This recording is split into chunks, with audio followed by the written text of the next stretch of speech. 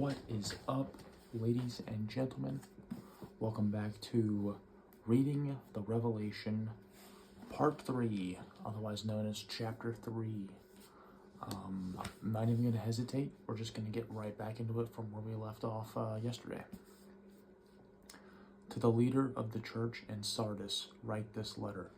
This message is sent to you by the one who has the sevenfold Spirit of God and the 7 stars.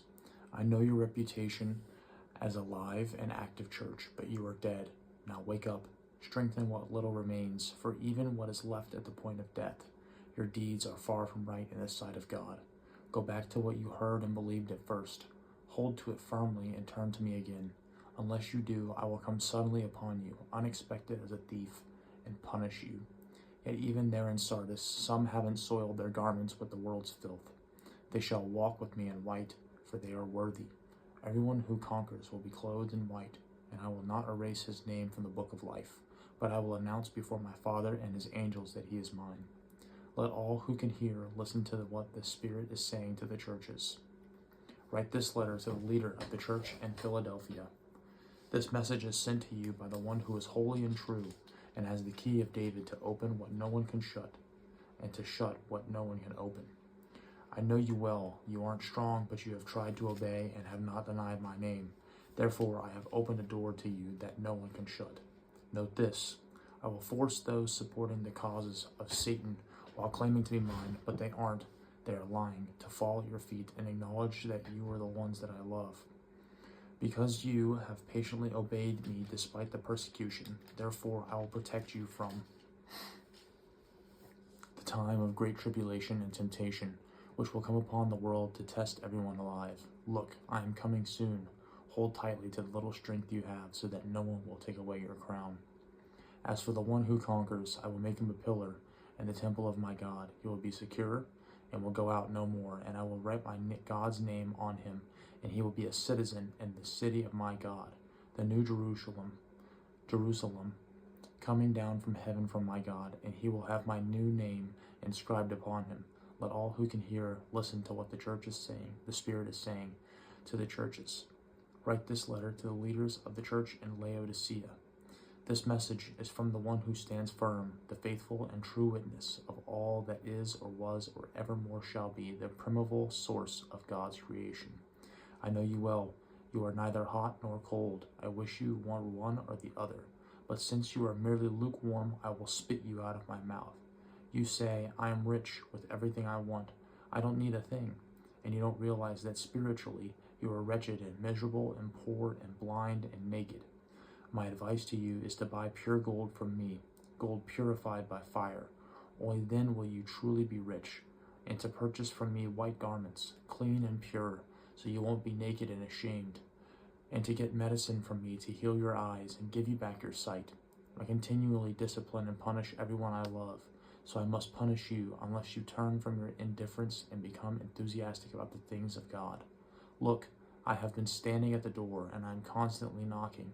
If anyone hears me calling him and opens the door, I will come in and fellowship with him, and he with me. I will let everyone who conquers sit beside me on my throne, just as I took my place with my Father on his throne when I had conquered. Let those who can hear listen to what the Spirit is saying to the churches. All right, that is chapter 3. Let's go over this a little bit after a short water break. 1 second, please. Cue the Jeopardy theme in your minds. I'm not adding this to the video. I just thought that'd be funny to say. Sorry.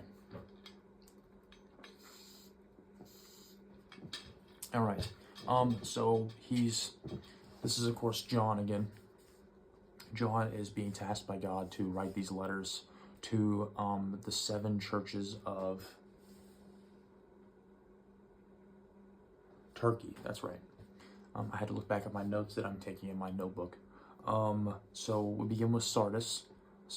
He's writing to the leader of the church in Sardis about his reputation of a live and active church, but preaching the wrong things, otherwise known as a wolf in sheep's clothing, someone that is disguised as good, but is actually evil. We don't like this. We do not like this. He says, I know your reputation as a live and active church, but you are dead. Now wake up, strengthen what little remains, for even what is left at the point of death. Your deeds are far from right in the sight of God. That's a scary thing to be told to by God. For God to say your deeds are not right in my sight. That means that everything that you've been committing to God up until that point, yeah, all wrong, all bad. I would be afraid if God looked at me one day and was like, Mac, you know, you're an idiot, and the stuff that you've been doing, yeah, it's not helping you at all.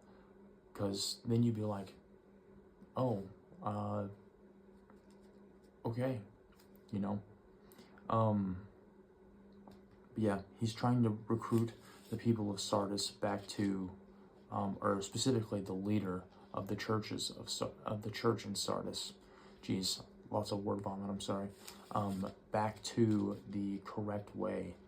Then he writes about he writes a letter to the leader of the church in Philadelphia. Funny that that's also a state in the U.S., or a city, not state. So he's talking about a door, or a key of David to open a door or to close a door.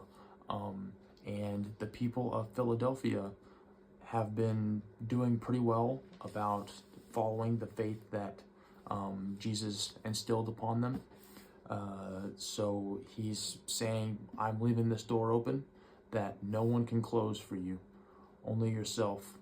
And he's talking about, he actually talks pretty well about the leader of the church in Philadelphia. Says, look, I'm coming soon. Hold tightly to the little strength you have so that no one will take away your crown. Take away your crown. That's like saying you're king. You know, that's got to be a pretty good feeling coming from the mouth of God. And then finally we finish up with a letter to the leader of the church in Laodicea. I am not sure if I'm mispronouncing that at all. Probably. It's spelled Laodicea. Laodicea is how I'm pronouncing it. And he's talking about, this is actually something we talked about in my pastor's sermon the other day, being a lukewarm Christian. You can't have both sides of the fence. You've probably already seen this, but you know, there's a story of a green field. On one side is the devil's side and full of temptation, and there's a fence separating the field, I should say, and on one side is the devil's side full of sin and temptation, and the other side is God's side, and that side is righteous and full of grace and mercy. And the person that's told in the story, they want to follow the teachings and word of God, but they're also complacent in sin. So the guy just says, you know what, I can just sit on this fence and I can have both. And all of a sudden it goes black. And he's like, what the heck is going on? And Satan comes to him and says, you've chosen wisely, boy. And the guy says, no, you don't understand. I sat on the fence, so I get both of you. And Satan says, I own the fence. So you probably already heard that. It was passed around on YouTube and TikTok and such for a while. But you cannot be complacent in where you are in sin. I went through the same thing for myself for a while. I went through a bout of, cursing. We're taught not to curse.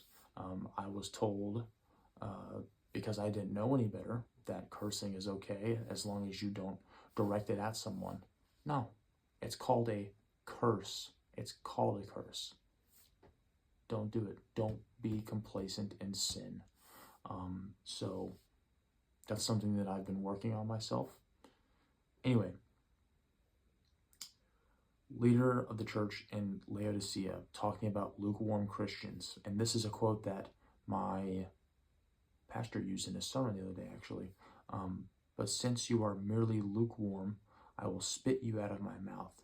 You say, I am rich with everything I want. I don't need a thing, and you don't realize that spiritually you are wretched and miserable and poor and blind and naked. They sound very uptight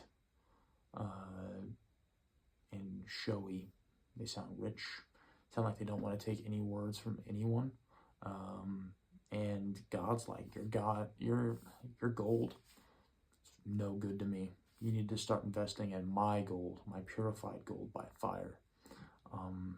Until then, spiritually, you're wretched, you're miserable, you're poor, you're blind, and you're naked. God says, come to me for white garments so you won't be naked and ashamed. Come to me for medicine to heal your eyes and give you back your sight.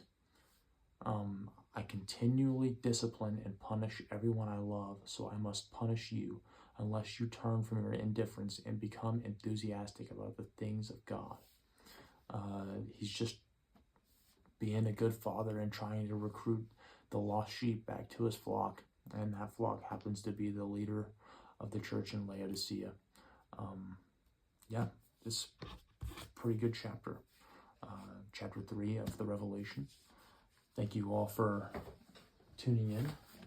I appreciate each and every one of you for sticking with it. If this is your 3rd episode, you guys are awesome. I'm gonna go to bed. God bless you all.